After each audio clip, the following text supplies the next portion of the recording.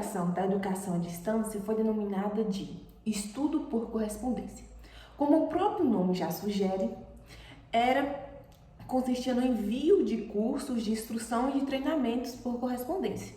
Nesse método de transmissão de conhecimento não havia interação entre o educador e o educando, a não ser por aplicação de exercícios e de correção desses exames.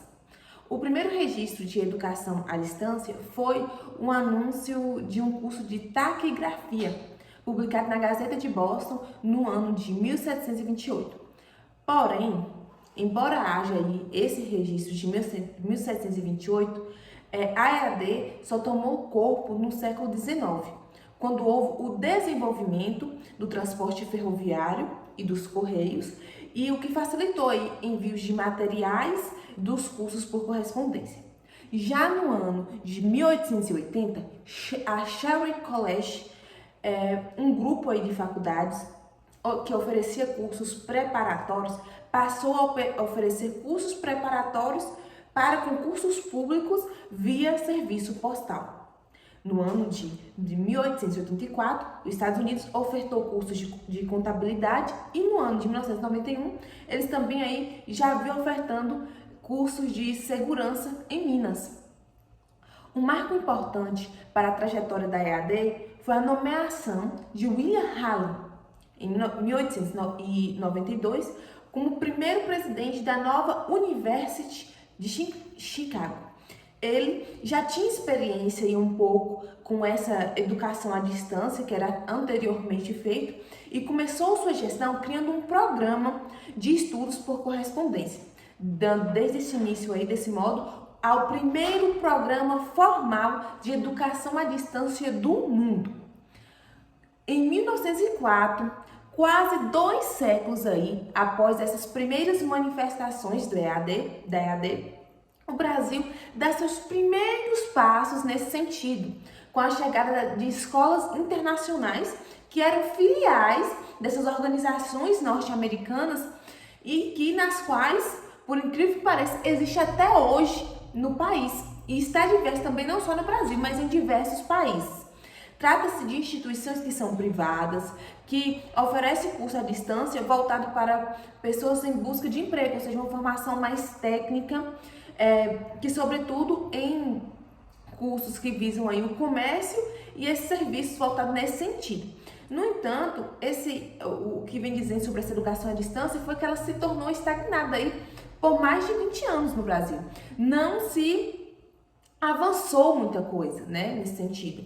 Na década de 1930, 39 universidades americanas que ofereciam cursos por correspondência, segundo alguns autores, dizem alguns estudos, foi nesse período que aconteceu a primeira conferência mundial sobre a correspondência no Canadá e a criação do Centro Nacional da EAD na França. Desde então, mais e mais países foram aderindo a essa educação à distância, como África do Sul, Canadá, Japão, Bélgica, Índia, França, Inglaterra, Venezuela e Costa Rica. A partir de 1928, já com o surgimento de novos meios de comunicação em massa, começou a promover cursos para a educação de adultos usando o rádio como meio aí de transmissão, uma coisa nova que é uma inovação para a época. Esses novos meios de comunicação são aí grandes impulsionadores dessa educação à distância, saindo agora dessa educação à distância por correspondência e voltando aí para uma nova geração, a geração que veremos a seguir. Sobre a segunda geração da educação à distância, na década de 1960, os modelos educacionais foram bastante influenciados pela revolução tecnológica. Essa década ela é tida como um período de transição, porque foi nessa época que surgiu a segunda geração da educação à distância, caracterizada pelo uso do rádio, da televisão, das fitas de áudio e do telefone como meios de transmissão. E também é marcada pela institucionalização da EAD no campo do ensino secundário e também do ensino superior. É importante destacar que o material impresso ele continuou sendo utilizado, porém foi a partir dessa geração que começou a haver emissões de radiotelefônicas, de televisão e apresentação de vídeos. Nessa mesma linha, destaca que a utilização das tecnologias, ocorreu de maneira associada entre si e não separada.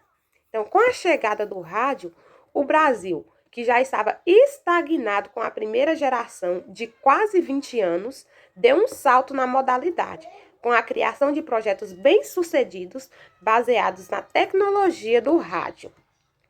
Então, nesse sentido, o rádio não teve, não superou todas as expectativas, pois nem todos os professores, diretores e gestores das universidades demonstraram interesse por esse recurso.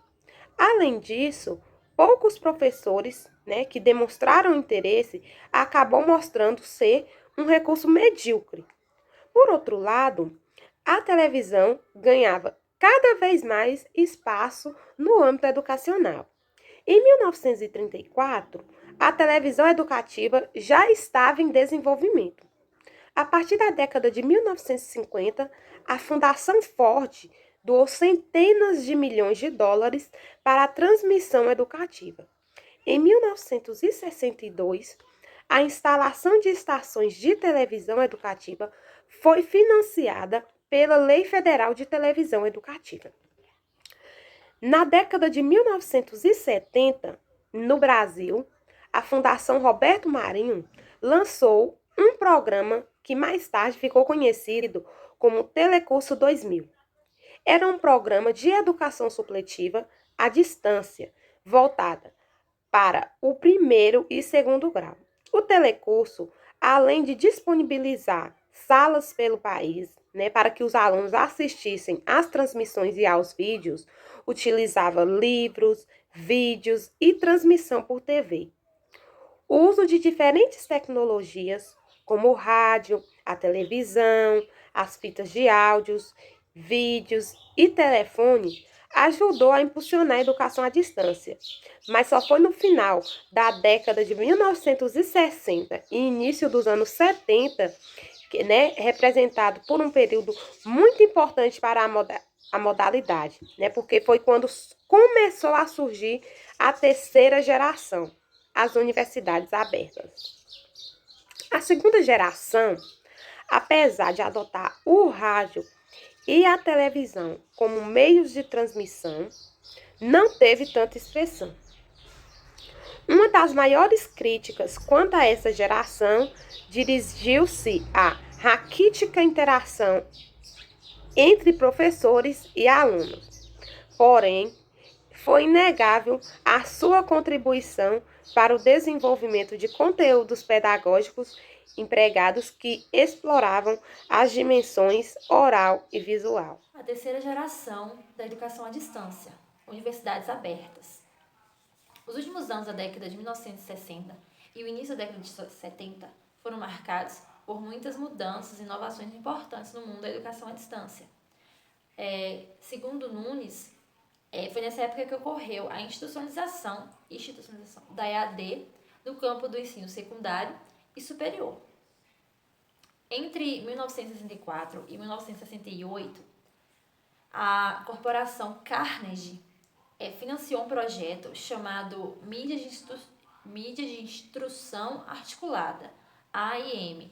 Esse projeto, dirigido por Charles Wedemeyer, da Universidade de Wisconsin, tinha como objetivo testar o agrupamento de tecnologias de comunicação de diversas que pudessem proporcionar um ensino de alta qualidade e de baixo custo. Além de agrupar essas tecnologias, até então usadas nas gerações anteriores, ele acrescentou o suporte e a orientação para os alunos fazerem discussões em grupos de estudos locais e o uso de laboratórios nas universidades em períodos de férias. Esse projeto ele contribuiu muito para o surgimento do que hoje a gente conhece como Universidade Aberta. E em 1967, O governo britânico planejava, né, uma instituição que fosse revolucionária e educacional, mas a sua ideia inicial era ensinar pela televisão, por televisões. E em 1969, com a criação desse projeto, surgiu essa ideia. E aí criou-se, né, a primeira Universidade Nacional de Educação à Distância. A experiência bem-sucedida da Grã-Bretanha inspirou outros países, como a Alemanha, a Índia, a Colômbia, que instalou esse sistema de educação à distância, e também o Canadá, a Espanha, Venezuela e muitas outras. De acordo com Alves, a primeira instituição brasileira nestes moldes dos moldes das universidades estrangeiras foi a Universidade Aberta de Brasília, em 1992, mas só em 2005 que foi criada a primeira Universidade Aberta do Brasil. A partir dos anos de 1980, com o aparecimento desses sistemas de editoração eletrônica e de computadores de mesa, a educação à distância começou a ganhar um novo apoio, ela foi para um novo patamar, né, a teleconferência. É a partir daí que se inicia a quarta geração da EAD. Mas falando ainda um pouco sobre a terceira geração, ela foi um ponto de inflexão muito grande na história da EAD, pois nesse período a modalidade começou a atuar também no ensino superior, né, como já foi dito. O surgimento da Universidade Aberta do Reino Unido serviu como inspiração para a criação de diversas outras e alcançou um número muito grande de estudantes. Porém, Santos, ele traz que há quem critique, né? Ele fala que há quem critique essa geração, para que as universidades criassem esse modelo fossem de forma abertas para ele, a forma de ingresso não deveria ser limitada. Ou seja, interessados não deveriam passar por um tipo de vestibular. Essa terceira geração, ela foi baseada não exatamente em avanços tecnológicos. Também foi, mas não exatamente também. Mas sim no surgimento das universidades abertas. Depois do grande sucesso da Universidade Aberta da Grã-Bretanha, o mundo abriu os olhos para a EAD, as coisas mudaram, né? Ocorreu a criação de outros programas fundamentais na experiência. Essa geração, ela se caracterizou por um agrupamento das diversas tecnologias, áudio, vídeo e correspondência, demonstrando o enorme potencial da EAD em promover oportunidades de formação, independente da localização geográfica do aluno, do aprendiz, e introduzindo as universidades como novos players dessa modalidade de ensino. Dando continuidade agora, nós vamos falar um pouco da quarta geração da educação à distância, que foi a teleconferência. A educação à distância, baseada na tecnologia da teleconferência, ela buscava uma aproximação mais adequada ao modelo tradicional de ensino. Bom, a quarta geração, ela se aproximava mais do que ocorre em uma sala de aula. A primeira tecnologia a ser usada em ampla escala entre os anos de 1970 e 1980 foi a audioconferência, que permitia a interação entre alunos e instrutores em tempo real e em locais diferentes. Em 1965, foi criada pelo Dr. Lorne Park a Rede Educacional por Telefone, e foi o primeiro sistema importante de audioconferência educacional. Bom, esse sistema, que foi um resultado direto do programa AIM, que é o Projeto de Mídia Instrucional Articulado, estava localizado na Universidade de Wisconsin e tinha como objetivo proporcionar educação continuada para médicos. Bom, o sistema criado por Park, ele iniciou com 18 locais e em um único programa semanal. Porém, o sistema posteriormente ele se expandiu para 200 localidades em campos universitários, tribunais, bibliotecas, hospitais, escolas de cidades, passando a ter mais de 35 mil usuários e mais de 100 programas por semana. Após a evolução tecnológica de sinais enviados por satélite, os Estados Unidos começaram a fazer experiências com a transmissão de programas educacionais. E a Universidade do Alasca ela foi uma das primeiras a oferecer curso de educação continuada para professores usando essa tecnologia. E a Universidade do Havaí passou a oferecer programas por satélite para cerca de 20 ilhas do Pacífico. Na América Latina, a primeira instituição a usar videoconferência como tecnologia para transferência de conteúdo no início da década de 1990 foi a Universidade del Valle, na Colômbia. Essa instituição ela buscou, com financiamento próprio e internacional, realizar comunicações videográficas Essa experiência ela mostrou que, mesmo a tecnologia apresentando algumas dificuldades de comunicação, o seu emprego era factível. Bom, a Universidade de Guadalajara e a Universidade Nacional Autônoma, ambas no México, foram muito bem sucedidas quanto ao uso de videoconferências. E aí, tanto no país como no exterior, segundo Pereira e Moraes, 2010. E a quarta geração, né, da teleconferência, ela representou um grande avanço na tecnologia aplicada em EAD, pois o uso de teleconferência ele possibilitou a comunicação síncrona. E aí esse modelo ele foi muito utilizado no ensino superior, principalmente nos Estados Unidos, onde o sistema de aula remota foi amplamente adotado. No entanto, como as transmissões de audioconferência ou videoconferência eram realizadas de forma síncrona, esse modelo ele perdia a flexibilidade de tempo, de local e de ritmo, que é tão característicos desta modalidade. A quarta geração se destacou por proporcionar interação em tempo real entre professor e aluno, através de teleconferência por áudio, vídeo e computador. Essa geração também possibilitou a EAD em grupos, né, o que atrai um grande número de educadores e formuladores de políticas públicas por se aproximar um pouco mais da visão tradicional de educação.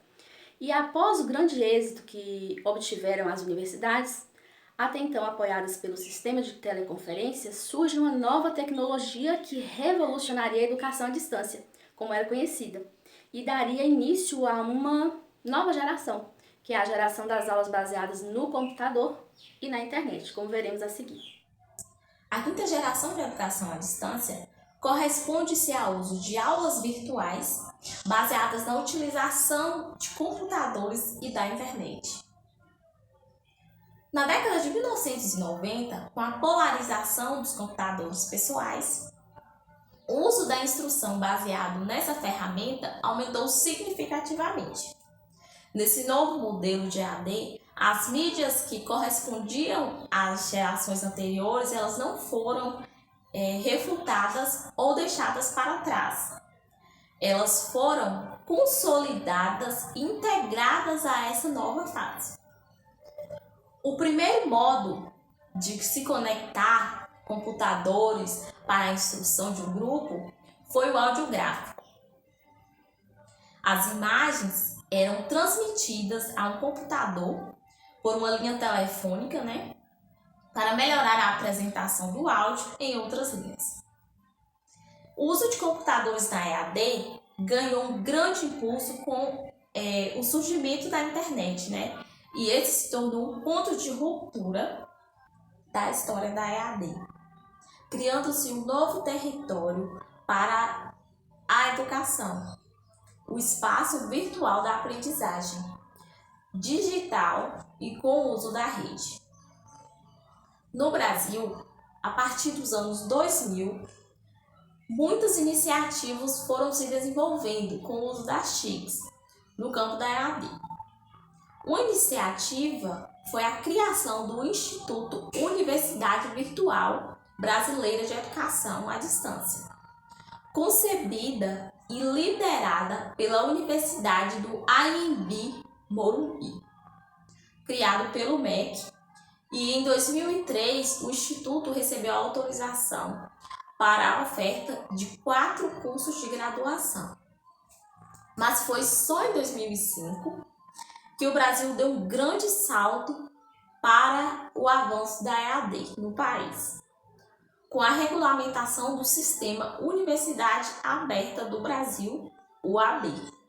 Seu principal objetivo foi a criação de um sistema composto por instituições públicas de ensino e comunidades federais e centros federais de educação, com a adesão de municípios e estados, que teve como finalidade a democratização, expansão e interiorização da oferta dos cursos e programas de educação superior pública e gratuita no Brasil.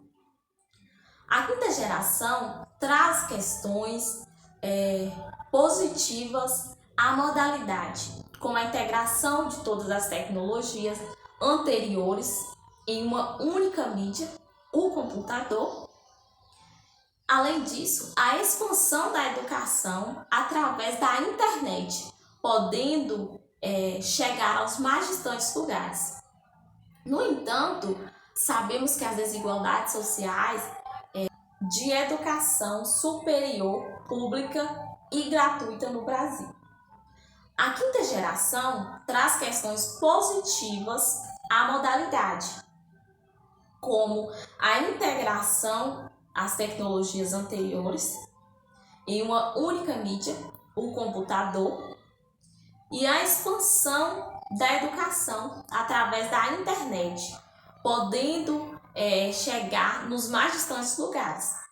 No entanto, sabemos das desigualdades sociais, que a internet não chega para todos. Nesse sentido, estudos apontam o avanço no acesso à internet e dispositivos móveis, e que esse avanço traz perspectivas positivas para os próximos anos de EAD.